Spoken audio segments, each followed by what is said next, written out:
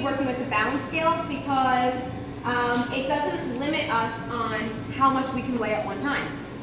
Like we discussed yesterday, digital scales usually max out, especially the ones that you can purchase without a special order.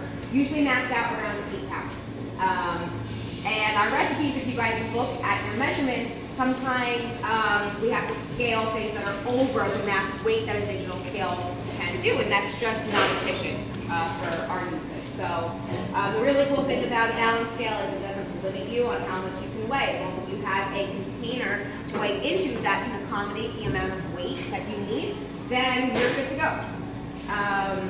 The downside to balance scales is they go in increments of 0.25, so a quarter of an ounce. That gets a little hairy when you start getting into really precise measurements, like 1/3 of an ounce.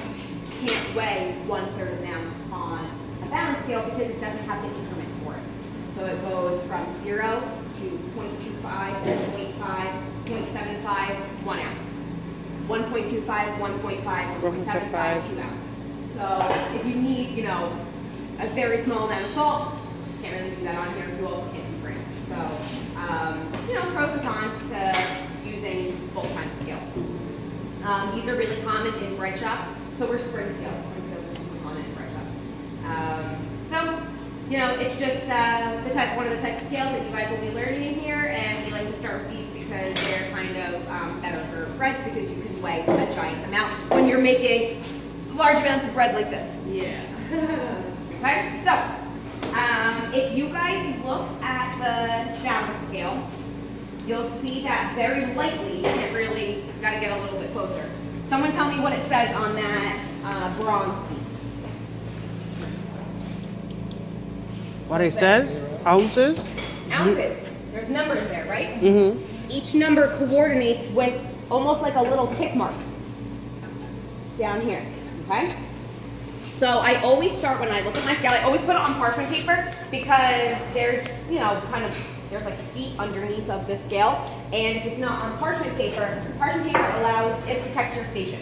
So you can slide it without the metal of the scale kind of gouging and denting the wood. In those gouges is where bacteria grows. So we try to prevent that, kind of protect our stations a little bit. Always put it on parchment paper, okay? And you can slide it out of the way if you need to, and slide it back without fighting with it, okay? So when you look at your scale, you always want to start, this is called your counterweight right here. You always want to make sure that this is on 0. There's a 0 all the way on the end on the left-hand side.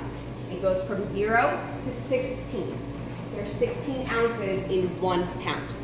Okay? So that's why it goes to 16. Always want to start with it on 0. Now, when I look at this scale, I want to make sure that it's a good scale, that it's actually pretty well calibrated. And I know that because when I look down here, I don't have one side down like this and another side down like this. I don't look at these plates here to see if they're even because people mistreat the scale. The way that you carry the scale is by the base down here. Always carry it like this. Never by the top because that's what uncalibrates your scale. Okay? Always, always, always from the bottom. Okay? Never from up here. You can carry it from here if you can get your hand in there. Okay? So I always just make sure that it's a good scale. So I know what I'm working with. Okay? So counterweight on 0, make sure it's a beautiful scale on your parchment paper. Now, what is this called? A hopper, scooper, scoop, or a hopper. or a hopper. Scoop or hopper, okay? While I'm looking at my scale, your hopper, or what you're gonna measure your ingredients into, always goes on your left-hand side. Now, what happened to my scale when I did that? The weight. Exactly, the left side went down because of the weight of the hopper. Mm-hmm. So, I have to accommodate for the weight of that hopper. This is called balancing your scale. It's the first thing you're gonna do when you come into the shop. We're gonna go through your knife kit today. I'm gonna tell you what tools you guys need out at your station. So you're gonna set up your tools every day and you're gonna balance your scale. First thing you're gonna do, okay? So, in order to balance it, I'm going to put a container on my right-hand side and I'm going to use beans to counteract the weight of the scoop. are just regular dried beans. And I just add enough so it weighs down the right-hand side and evens out the weight. Is it even? No.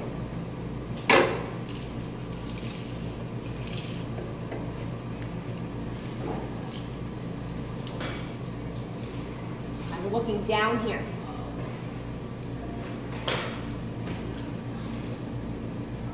Okay, I added a couple beans too much. So instead of picking this up, pouring it back in here, putting it back on, you're just going to be going back and forth, back and forth, back and forth a million times. So if I add a little bit too much, I just put my hand in there and take out a small handful.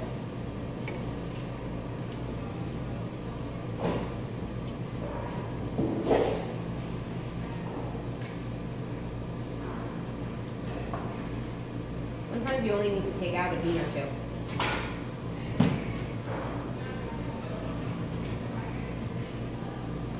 Okay, another downside of using a balance scale is it takes a little bit of time to set it up, to wait for it to balance back out. It's pretty balanced. Yeah, that looks good enough to me. Okay? Now, once you balance your scale, do not touch those beans. They are counteracting the weight of the hopper. That's all they're doing. Those don't count towards the weight of the ingredients that your recipe calls for, okay? So once you have it balanced, that's it. Do not touch them. They just stay there. So we are balanced. Now we can go on to measuring our ingredients. So I'm going to look at, I'll just start with the top one, hard rolls, okay? So every recipe that you guys will see in this class, you'll see a list of the ingredients on the left-hand side and the measurements on the right-hand side. Do you guys see the hashtag? Yes. That means pound, Alright. okay? Oh. So if you look at the recipe for hard rolls, it says water, 1 pound, 10 ounces. All right, not one hashtag. All right, not Instagram, not Twitter. All right. I'm just learning how to hashtag, so. Whoops, I just, my hashtag ain't gonna please. All right, so when you guys come in, after you balance your scale, you're gonna set up your mise en place. What does mise en place mean? Everything in place? Everything in its place. So basically you're setting yourself up for success, okay? So that you can continue with the class, ready to go.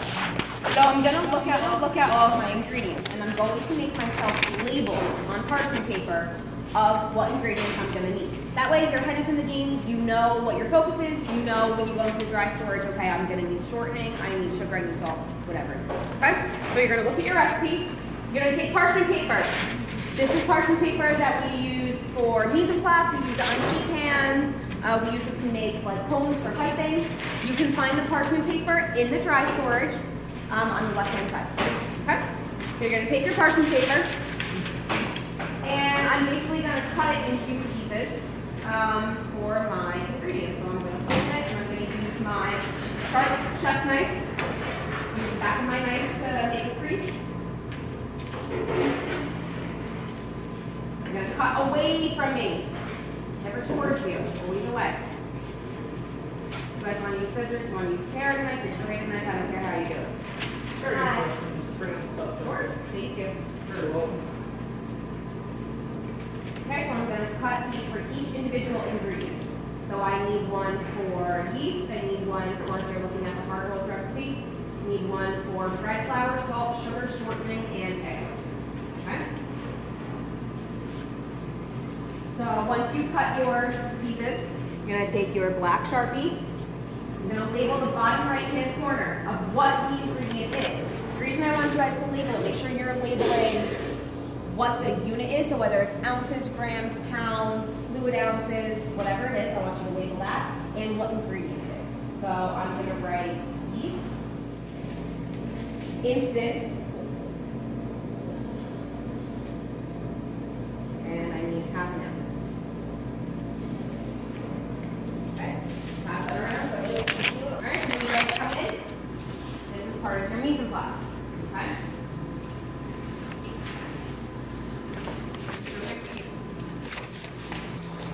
Now, when I want to scale something, I use weights and I use the counterweight on the bottom. If I had an ingredient, it calls for 1/2 ounce of salt. then I would move my counterweight down here. That's to look hard. To halfway between 0 and 1. So that's half an ounce. Okay? And then I would just add enough of that ingredient until it rebalances back out. See how the scale moves as I add in more salt? Okay, if you add a little bit too much, just take it out. That's half an ounce. Now, while I have salt out, my ingredient calls for 1 ounce. So I'm going to move my counterweight to 1.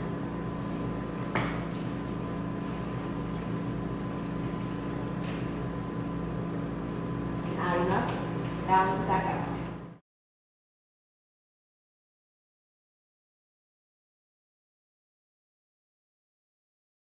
I'm going to take the scoop, and I'm just going to put the ingredient onto the parchment that I use label. Okay? Mm-hmm. Put the scoop back on, bring it back to 0. Still balanced. You know why? I didn't touch the beans.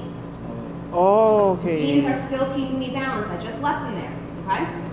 Now, bread flour. 2 pounds, 12 ounces. How would I scale that? The pound in all the way to the end.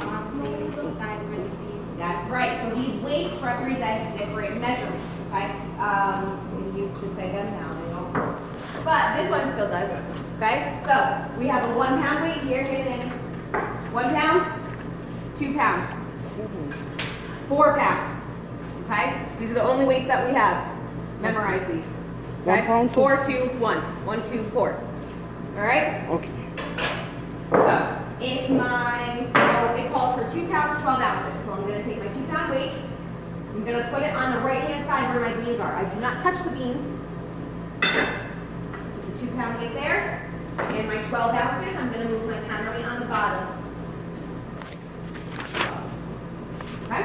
And then I'm going to add, that's closer to me.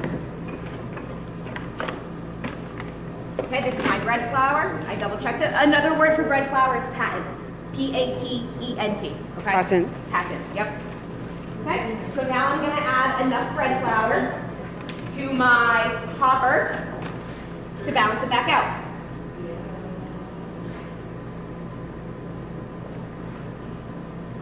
Okay, am I balanced? No.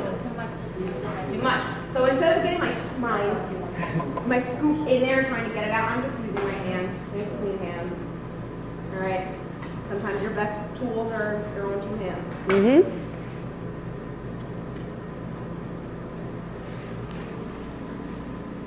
No. All right. Good enough for me. Okay, so now I'm going to take my flour and put it onto my parchment paper. Sometimes, depending on how much if your recipe calls for 5 pounds of flour, you might need like 2 pieces of parchment to distribute it between. All right, don't try to put it on like an itty bitty tiny piece of parchment. It's going to go all over. Going to use your head a little bit. Okay? So, back to 0, take my counterweight off. I did not touch those beans. Okay? What if my recipe called for 1 pound? What would I do? 1 pound of what? Sugar. You put the 1 pound weight on by next to the beans. No, because the beans are not giving me an amount. They're just counteracting the soup, right? So I could either take my 1 pound weight and put it on my right, or how many ounces in a pound? 16. Move the counterweight to 16. Okay? How do you guys feel about that? Pretty straightforward, right? Yeah. Okay. Now, what if your recipe called for 3/4 of an ounce? 0.75. Can't use it. What was it? You can't use it. Yes, you can. But you, They're in 1/4 ounce tick marks. Exactly. So 0.75 is 3 tick marks from 0. It's the tick mark right before the 1 ounce. Okay, so that's 0.75. If it called for 2 3/4 of an ounce, 2.75, I would just go to the 2 and then a 3 after. Exactly. Okay.